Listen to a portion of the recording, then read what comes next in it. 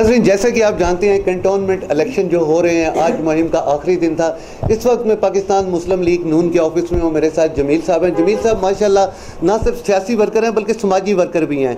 तो ये इनसे जानने की कोशिश करते हैं कि ये इलेक्शन मुहिम कैसे रही, और ख़ास तौर पर अगर हम वार्ड 9 की बात करते हैं, यहाँ के मसाइल की बात करते हैं, तो इनकी तरजीहात में कौन सी बातें शामिल है। अस्सलाम वालेकुम सर। जी वालेकुम सलाम। सर, सबसे पहले ये बताएं कि ये जो मुहिम थी इलेक्शन में, आप क्या समझते हैं, पुरअमन रही? कोई किसी जी अल्हम्दुलिल्लाह हमारे वार्ड में तो बड़ी पुरअमन तरीके से, और हम कोशिश कर रहे हैं कि कोई भी, क्योंकि जो भी इलेक्शन लड़ रहे हैं वो सारे हमारे भाई हैं, लोकल बॉडीज़ हैं, इसमें आपको पता है कोई ना कोई राब्ता ताल्लुक होता है। तो अल्हम्दुलिल्लाह हमारी तो बड़ी अच्छी चल रही है कैंपेन। सर, अगर वार्ड 9 की हम बात करते हैं, माशाल्लाह आप यहाँ से बड़े पहले भी इलेक्शन जीते। सर ये बताएं कि बेसिक यहाँ के मसाइल क्या हैं, और आप अगर अल्लाह ताला आपको कामयाबी देता है तो आपकी तरजीहात में कौन से काम शामिल होंगे? सर यहाँ पर जो कंप्लेन है ज़्यादा वो पानी के हवाले से है, लेकिन अल्हम्दुलिल्लाह जो स्ट्रीट्स और स्ट्रीट लाइट्स और सेवरेज सिस्टम था वो हम इंस्टॉल कर चुके हैं 90% अपने एरिए में। अपने दौर में पिछले जब हमारी हुकूमत थी तो हमने 2 साल 2.5 साल में वो कंप्लीट कर दिया था। अब सिर्फ जो रह गया है वो पानी का प्रोजेक्ट है, उसके लिए वो भी क्योंकि MES का था, वो 60-70 से लाइनें डली हुई हैं, वो अब एक्सपायर हो चुकी हैं। तो अब हमारा जो अल्लाह ताला ने अगर इज़्ज़त दी तो अवाम हमारे साथ है सारी, और वो दूसरा 3 साल दौर भी देख चुके हैं। और जो लोग हमारे साथ नहीं थे उसमें PTI के, पीपल्स पार्टी के, वो भी अल्हम्दुलिल्लाह हमारे साथ हैं, क्योंकि 3 साल कारकर्दगी की बुनियाद पे वोट दिया जाता है। सर आपने अभी खुद ही 3 साल कारकर्दगी की बात की, आप अवाम में जाते हैं, पब्लिक में जाते हैं, जो इस वक्त आप गवर्नमेंट के अगेंस्ट सबसे बड़ा फैक्टर समझ रहे हैं कि उनके वोटर उनसे बदजन है, वो क्या है? सर वो सबसे बड़ा फैक्टर है महंगाई, क्योंकि गरीब आदमी के लिए जो आम पब्लिक है, पाकिस्तान की 70% लोग हैं वो आम पब्लिक है, गरीब लोग हैं 70-80% बल्कि। उनके प्रॉब्लम घी, चीनी, आटा, घर के बिल, गैस के बिल, जो कि 70 सालों में अगर 100 रुपया था तो वो आज 3 सालों में 250 रुपये पे चला गया है। मतलब 150% महंगाई हो चुकी है। अभी कुछ चीज़ों में ज़्यादा, कुछ में थोड़ी बहुत कम, लेकिन ऑलमोस्ट 100% प्लस महंगाई हो चुकी है। अच्छा सर, अगर हम नून लीग की क़यादत की बात करते हैं, आपकी क़यादत इस वक्त बड़ी खामोश है। आप क्या समझते हैं, जब आप आवाम में जाते हैं तो आप अपने वोटर को किस तरह अट्रैक्ट कर रहे हैं? सर अल्हम्दुलिल्लाह आप लोग पढ़े लिखे हैं, बाशऊर हैं, मीडिया का दौर है, हर बंदा, ये छोटे छोटे बच्चे हैं हमारे साथ, इनसे लेके तो बड़ों तक सब समझ बैठे हैं कि नून लीग ही वो जमात है जो गरीबों का सहारा बनती है और उनके छोटे मोटे मसाइल हल करती है। बाकी पीपल्स पार्टी की भी गवर्नमेंट रही है, PTI की अभी 3 साल से है, कोई मेगा प्रोजेक्ट, कोई आप चीज़ गिनवा दें महंगाई, जिससे मतलब एक गरीब आदमी से लेके तो अपर लेवल तक, को मेगा प्रोजेक्ट तक कोई एक भी ऐसा काम हुआ हो कि जिसकी कोई हम लोग उसका मिसाल दें हमें। हम तो जाते हैं, इवन के औरतें और बच्चे भी इस महंगाई और बेरोज़गारी और अफलास से तंग आए हैं। सर आप अपने वोटर को क्या पैगाम देंगे आखिर?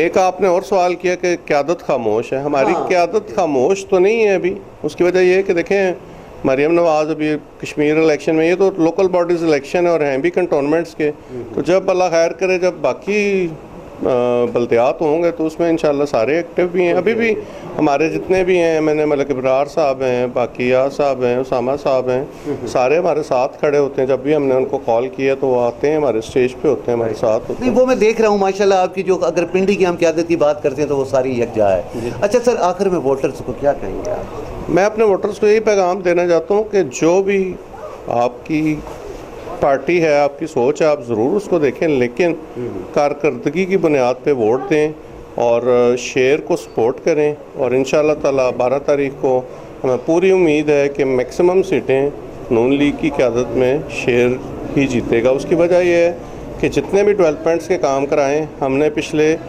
जो हमारा 5 साल का था उसमें से 3 साल तो इनके निकल के, पिछले 2 सालों में हमने इतने काम करवाए जो कि तारीख़ में नहीं हुए इससे पहले।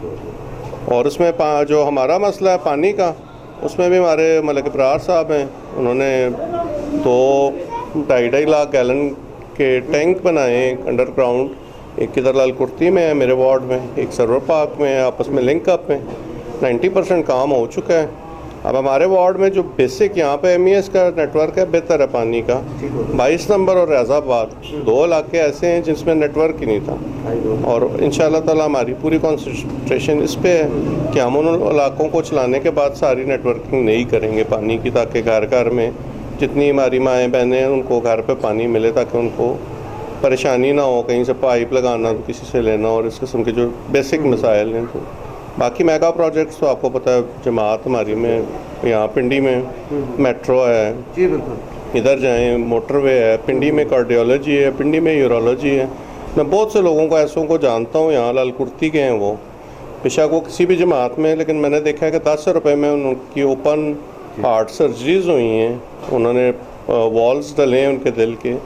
हमारे बेशुमार लोग ऐसे हैं जिनको मैं ज़ाती तौर पे जानता हूँ, क्योंकि हमारा लोकल बॉडीज़ है, हमारा हर बंदे से अट्रैक्शन होती है, तो उन सब के साथ मतलब 10-10 रुपये में, जो कि पहले कम से कम 4-5 लाख का खर्चा कम से कम होता था, 10-10 रुपये में लोगों ने ओपन हार्ट सर्जरीज कराई हैं। इसी पिंडी में लोग हैं और हर रोज़ करवा रहे हैं, लाखों सैकड़ों की तादाद। आप कहना ये चाह रहे हैं कि जो नून लीग की कारकर्दगी है उस बेस पे इंशाल्लाह आप समझते हैं कि पब्लिक आपके साथ है? जी अल्हम्दुलिल्लाह। नाज़रीन, जैसे कि आपने जमील साहब की बात सुनी, इनका यही कहना कि हम अगर वोटर के पास जा रहे हैं तो अपनी कारकर्दगी की बुनियाद पे जा रहे हैं, और आज अगर अवाम पाकिस्तान तहरीक इंसाफ से बदजान है तो उसका सबसे बड़ा अफेक्टर महंगाई है।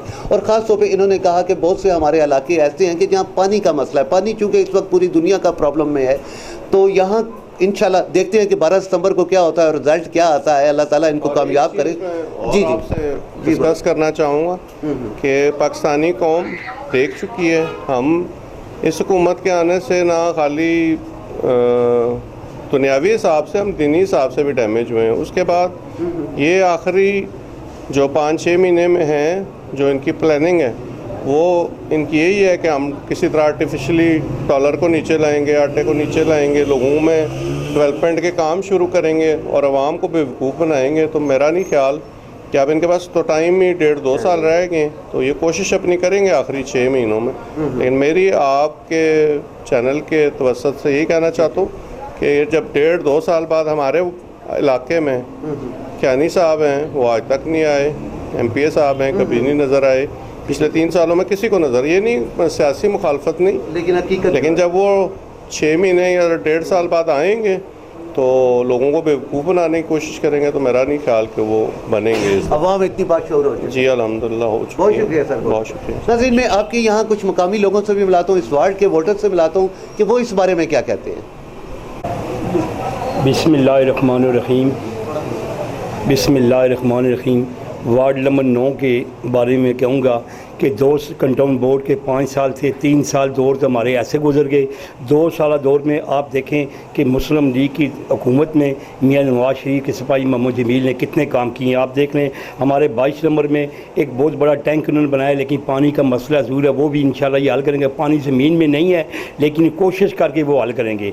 रहा तालीम का, मैं 3 सालों में हमारी तालीम का बिल्कुल बेड़ा गर्क हो गया है। मैं इंशाल्लाह कोशिश करूँगा, भाई जमील बनेंगे, इन्हें कहूँगा सबसे पहले आप तालीम को, तालीम का कोरोना की वजह से हमारा निज़ाम बिल्कुल ख़त्म हो चुका है।